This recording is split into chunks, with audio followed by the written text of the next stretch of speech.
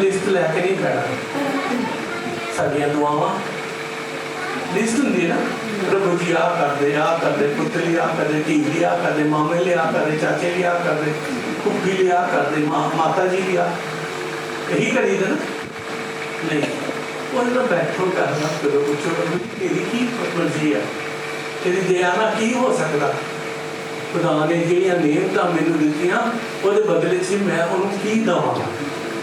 ਕਦੀ ਇੱਦਾਂ ਦੀ ਦੁਆ ਕੀਤੀ? ਜਿਹੜੀਆਂ ਤੂੰ ਮੈਨੂੰ ਬਰਕਤਾਂ ਦਿੱਤੀਆਂ ਉਹਨਾਂ ਦੇ ਬਦਲੇ 'ਚ ਮੈਂ ਤੈਨੂੰ ਅਸੀਂ ਤਾਂ ਮੰਗਦੇ ਹੀ ਰਹੇ ਸਾਰੇ। ਇਸ ਲਈ ਸਾਨੂੰ ਉਹਦੀ ਆਵਾਜ਼ ਦੀ ਸ਼ਾਨ ਨਹੀਂ। ਸੋ ਮੈਂ ਬਹੁਤਾ ਸਮੇਂ ਨਹੀਂ ਲਾਂਗਾ ਅਤੇ ਮੈਂ ਤੁਹਾਨੂੰ ਸਾਰਿਆਂ ਨੂੰ ਧੰਨਵਾਦ ਦਿੰਦਾ ਅਤੇ ਬਹੁਤ ਬਹੁਤ ਮਿਹਰਬਾਨੀ ਇਸ ਗੱਲਬਾਤ ਨੂੰ ਸੁਣਿਆ ਤੁਸੀਂ। ਲੇਕਿਨ ਹਮੇਸ਼ਾ ਯਾਦ ਰੱਖੋ, ਜਿੱਥੇ ਵੀ ਰਹੋ, ਜਿੱਥੇ ਵੀ ਬੈਠੋ, ਵਕਤ ਕੱਢੋ ਇਸ ਬਾਣੀ ਨੂੰ ਪੜ੍ਹਨ ਲਈ ਅਤੇ ਪ੍ਰਭੂ ਨਾਲ ਗੱਲਬਾਤ